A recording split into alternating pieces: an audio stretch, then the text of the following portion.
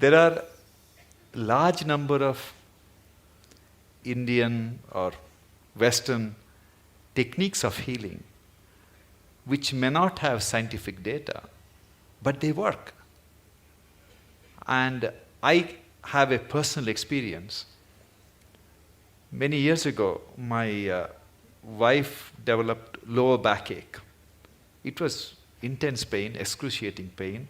As usual, I took her to a neurologist. They did MRI and everything is fine, there is no problem, but poor thing, she was I'm really… glad you were not a spinal surgeon, otherwise you would have done it.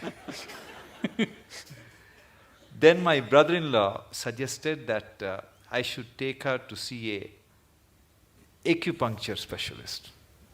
As a doctor, it was a bit embarrassing for me to go to somebody.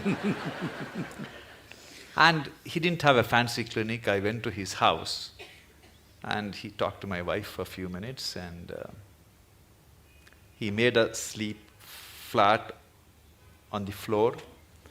And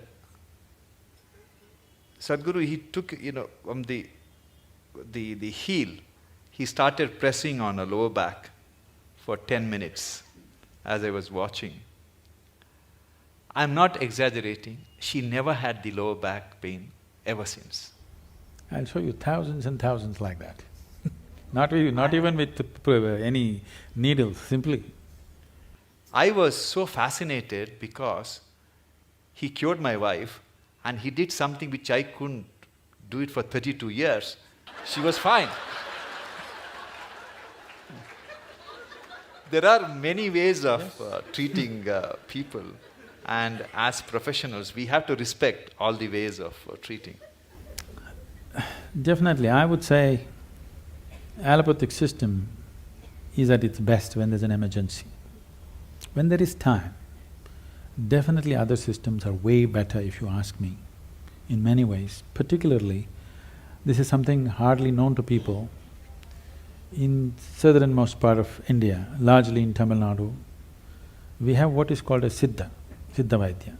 It's a most incredible medical system, so comprehensive. There are over 300,000 formulations. I don't think even modern pharmacopoeia has that. Over 300,000 formulations elaborately written down. And the fundamental difference between Ayurveda and Siddha is, Ayurveda is herb-based, Siddha is elemental. The only thing is, the skill level that it demands from the doctor is a challenge in modern world.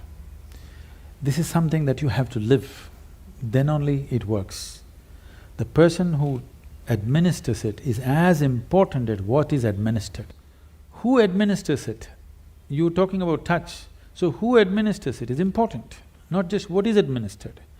But the nature of modern medicine is, you write a prescription, some chemist who knows nothing about it gives it, and they take it, it's only purely chemical and it works. But when there are chronic ailments, if there is infection, killing it with whatever, chemical bombing it is the way to do it. But when you're generating an illness from within, correcting it from within is most important. If there's an emergency, you have to intervene more aggressively, that's different. But these systems have such a comprehensive knowledge about health and well-being. But the problem is, it needs a lifelong involvement and dedication to become something good with this kind of system. It is not something that you can acquire as a profession and do it. Always it was seen as a sacred duty that you can actually… See, I want everybody to think about it, and I'm sure many times you're facing this within yourself. It is not a prescription, it is not a surgery, it is not something. It's a person's life, whether he lives or dies. I mean, your existence, it's not a… it is not a case, it is not a statistic. For that person, it is the only life that he has. This needs far more deeper attention than just being handled as a profession. I think that sense of dedication and involvement, individual doctors might have grown into it, but still that's not there as a culture, that is not there It should not be seen as a profession, that's what I'm saying. Yes, of course, monetary requirements are there, that will happen, that's a different thing. But first of all, it must be seen as a certain commitment and a certain privilege that you are able to either end or extend somebody's life is not a small privilege. Sadhguru, many years ago, when my son was a little kid, he gave me a book written by Swami Vivekananda. He was describing how ancient gurus could communicate with each other thousands of miles away just by thought. It's like a modern internet, how one computer can communicate with another computer in US or Europe, anywhere. Do you believe that human mind can be trained to influence another human mind or people's mind who are far away just by tuning our mind to the right frequency? Can it be trained? Can we learn that art? You're trying to beat the cell phone companies.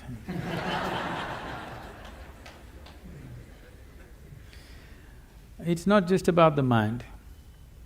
See, when we say mind, the English word mind is only generally referring to only the thought process. Thought process is the most surface element of your mind.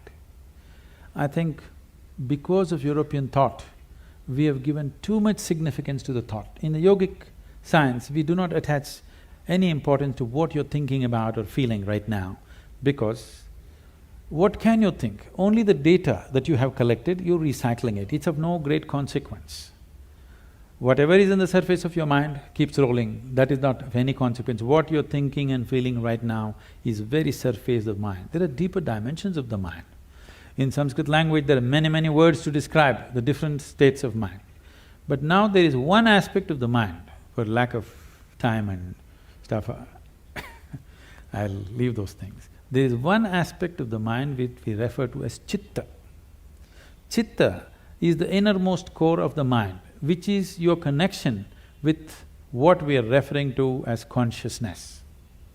If your chitta becomes conscious, if your chitta acquires a certain level of conscious control, if you acquire, now you have access to your consciousness. What we are referring to as consciousness is that dimension which is neither physical, nor is it electrical, nor is it electromagnetic. It is a quantum leap from physical to non-physical dimension. A non-physical dimension being the lap of the existence. It is the non-physical in whose lap the physical is happening. Physical is a small happening. In this cosmos, not even 2% or not even 1% is physical, rest is non-physical. This non-physical dimension, in the yogic terminology, we use a specific sound which is connected with that dimension. Today it's all very highly distorted. We call this Shiva. That means that which is not. When we say Shiva, we are not referring to some man sitting up there.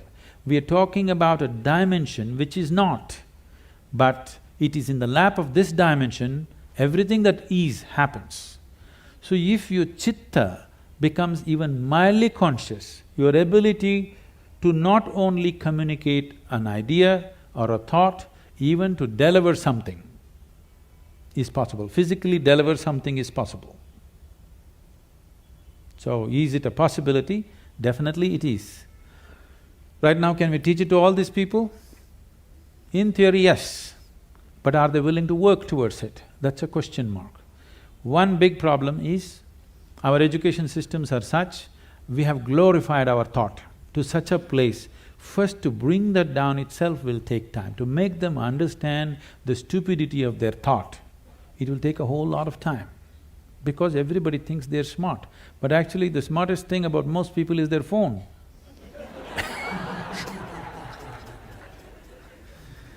Because your thought process is just an outcome of the limited data that you have gathered. It doesn't matter if I have read the libraries of the world, still it is too limited compared to what it is, what the creation is. With all the scientific development, we still do not know how a leaf really works. We do not know how a single atom in its entirety we do not know with all the scientific exploration. So that should be humbling enough for everybody to know that we know how to use things, but we do not know what it is. It will take lifetime of attention to even grasp the fundamentals of what it is. So if people are willing to first of all understand, like the whims of their heart you just dismissed as dumb, okay? If they also understand the so-called smartness of their thought process and emotion is quite dumb, now it becomes easy. It becomes easy to train people that communication it's not like, now I want to generate this thought and give it to you, not like that. Things will happen to you before you think. What is best for you will simply happen to you even before you articulate in your mind. You don't have to ever think what you want to become, how you want to be. Life will just arrange itself. An intelligence beyond what you can contain in this bone box starts working for you, and it'll work. You heard of Ramanujam and others, just opened a window with their Devi, and he becomes that kind of a mathematician, which is, even today after 1 century, they're still trying to figure out what he said. And the mathematical calculations that he gave is the backbone for describing the black holes in the universe. When he was there was no word called black hole, nobody knew there is such a thing. When we say black hole, what we are talking about is the curve of time and gravity, which is something modern science is battling with. He made mathematical background for that. As the curve increases, what is in existence, physical existence, becomes non-existence. So this is what it is when we say yoga. You reduce the curve in such a way that what is largely physical becomes non-physical. Once it's non-physical, time and space is not an issue. Once time and space is not an issue, communication is simply there.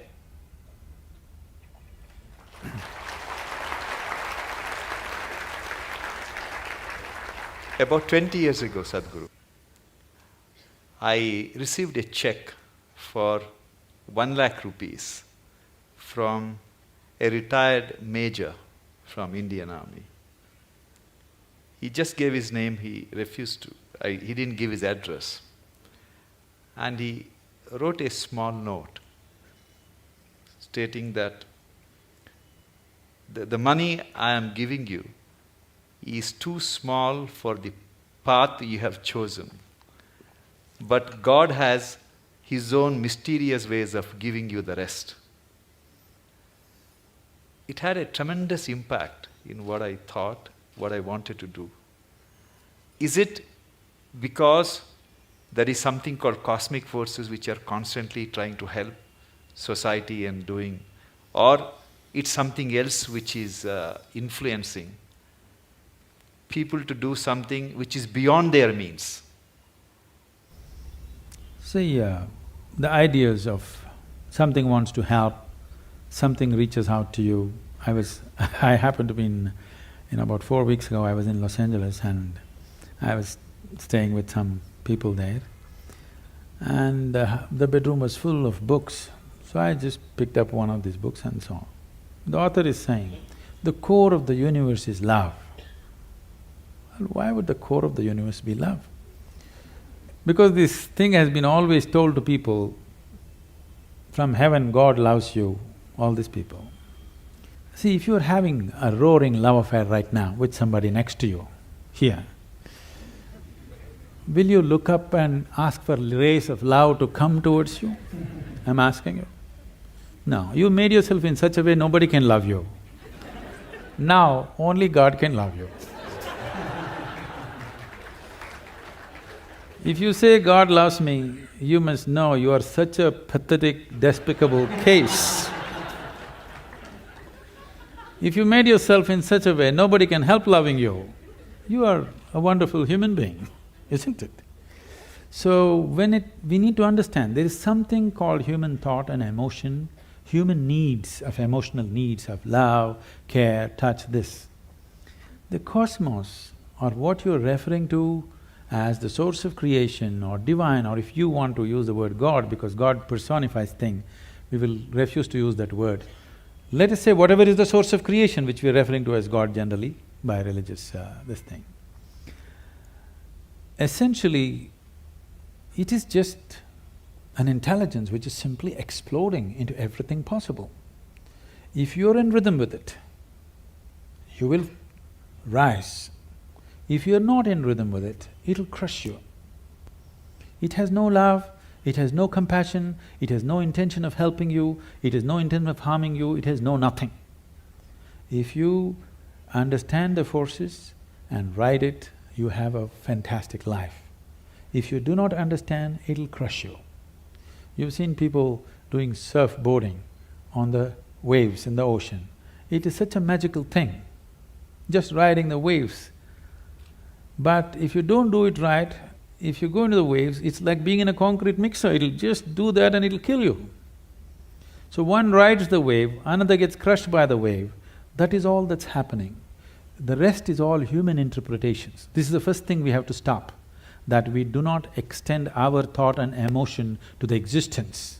This is relevant between you and me. This is relevant between you and your family members. You love them, I love you, you love me, all this fine. Don't look up at the sky and say, I love you. It will not say, I love you back, because it has no such need. It's pure existence. This is what you have to become. If you sit here, you are a complete existence by yourself. This is a full-fledged life. It does not need anything from anybody. It has everything. It is connected with everything in the universe. It does not need anything. But we want to play our games, okay, we can do all this stuff, but you need to understand right now, we are trying to extend our compulsions to the whole creation. It doesn't work like that. Existence is not trying to help you. You may be in tune with it, bingo, you are. Whether you got in tune with it consciously or unconsciously, somehow you got in tune. That's why Shankara said, yogaratova bhogaratava. That means somehow you do it, I don't care. Your Shankara, Adi Shankara went to the extent of somehow you do it. You get it, man, that's important. How you get it, who cares? Sadhguru, I am constantly torn between my senior colleagues who are extremely skilled surgeons.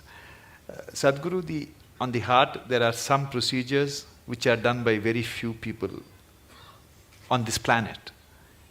I'll give an example. I do an operation called pulmonary endarterectomy.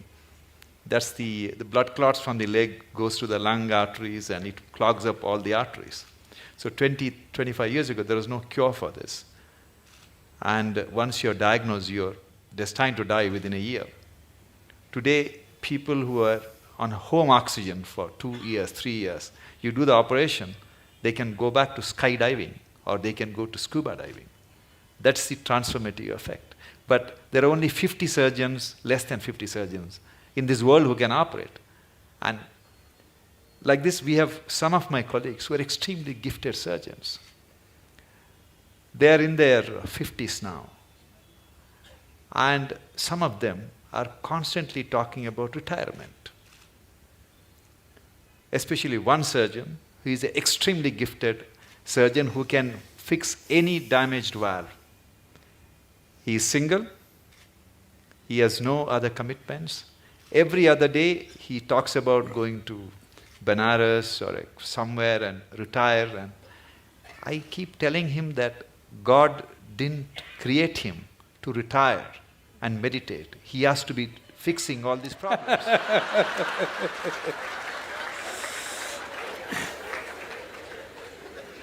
So he gives me extension every 6 months, Guruji. So at the end of 6 months, the usual rigmarole starts. He talks about retirement and everybody is depressed in the hospital. So how do you deal with this kind of people?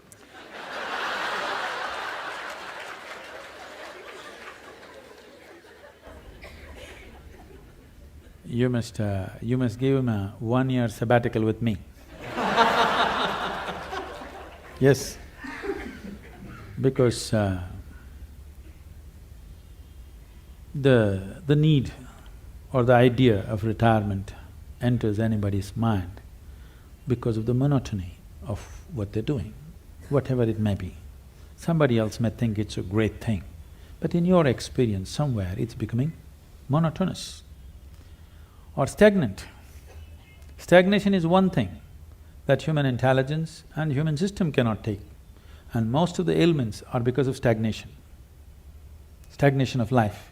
They may be getting their, once in 3 years promotion, they may be making a little more money, all these things may be happening. But somewhere experientially there is a stagnation, which could be a major cause for many of the complex ailments that people manufacture within their systems.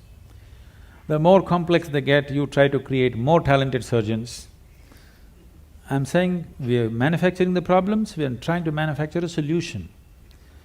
I think as we offer solutions, people who have already gotten into problems, they need solution. But it's very important that we teach people how not to create these problems, so that instead of 50, you have to produce 5,000 expert surgeons to attend to all these people who are on self-help to illness. So I would say a surgeon who has a certain competence and who has worked through his life, if he wants to explore something of his own nature, that would be the greatest thing to do, because he's not a man without commitment, not competence. When competence and commitment is there, you should not run him through the rigmarole and destroy that possibility. It's important that he explores something of his own nature, which will make him… we don't know what he'll come up with. You cannot even estimate what he may come up with. I think a sabbatical is good. He may come up with something that you've not thought possible. I will convey your message, Sadhguru. I'm sure he's watching this program. Sadhguru, I believe that talent is something which is grossly exaggerated in success. It's… when I was in medical school, I used to teach martial art. That was my passion. And every time a Bruce Lee's movie was released, all these school kids would come and join in hordes to martial arts schools. We used to call it Bruce Lee phenomenon. They're gone after 2 weeks. Yes. And I used to see some kids whose physique is meant for martial art, who have the natural flair, and I used to think, oh, this kid is going to get a black belt. And interestingly, Swamiji, after 6 months, they're never there. The guys who go up to the black belt and, do something very good in martial art are the ones who joined the school without any skills, without any talent, who worked very, very hard. For everything they had to sweat it out. But in the end, they're the ones who succeed. How do you explain this phenomena? See,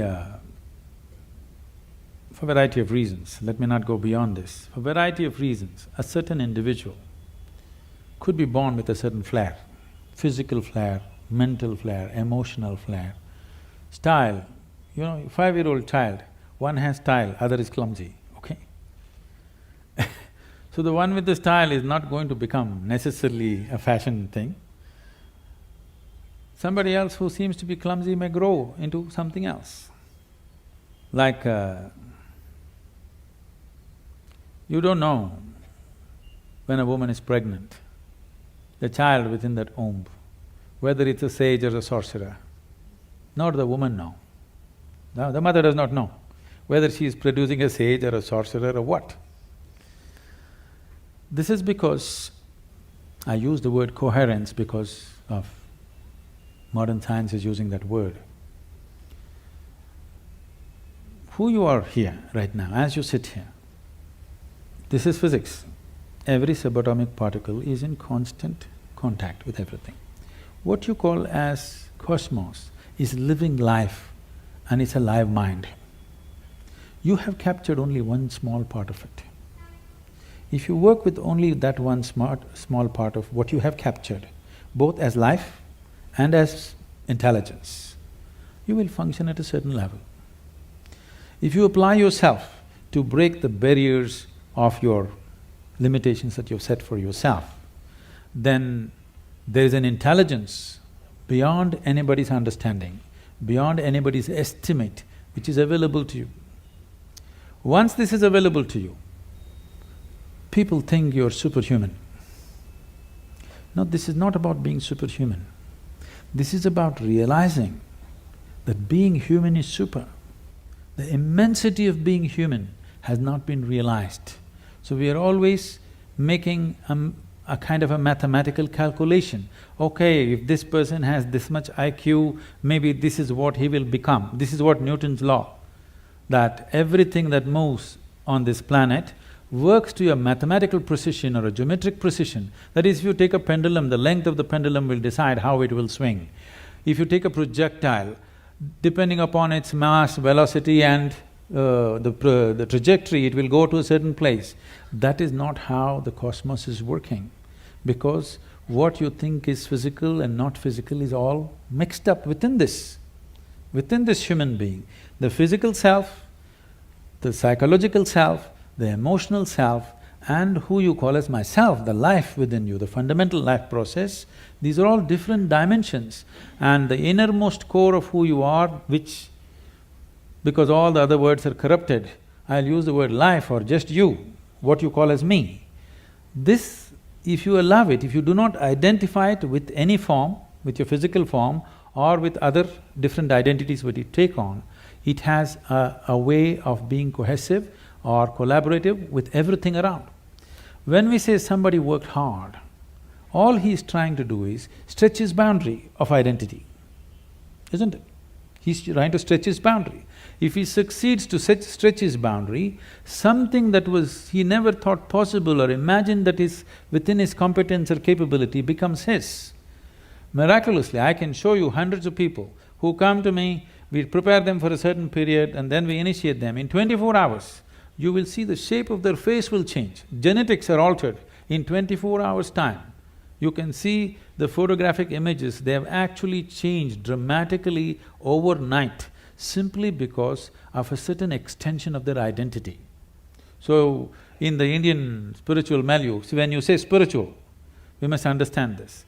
This is not about looking up or looking down. When we say spiritual, we are talking about transcending the limitations of physical.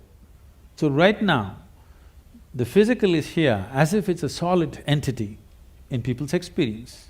But modern physics is telling you and medical science is beginning to tell you, or if people don't understand, if they just hold their nose for 2 minutes, they understand that they are not an independent existence. It is in transaction, not just in terms of breath. Even on the level of subatomic particles, it's in constant transaction. If this transaction becomes even minutely conscious, suddenly you have immense capabilities that you never thought were possible. Biological identity is the most limiting identity that you have because it limits to the area of your body. Now when you strive, you break this. It doesn't matter in what way you strive. Most people strive in unconscious, unscientific, simply out of striving, they do things. But there are ways to strive scientifically in a proper way. There are tools to strive with specific direction to break the limitations of who we are. If you break this boundary, the subatomic particles are transacting, the intelligence is transacting, only you're missing the whole game. If you don't miss the game, if you are in the game of life, not in the game of thoughts and emotions, you are in the game of life, suddenly just about anything you want you can do, not this or that. I'm saying anything a human being can do, simply if he breaks his barriers. And these barriers are many levels, but the most fundamental thing is the identity.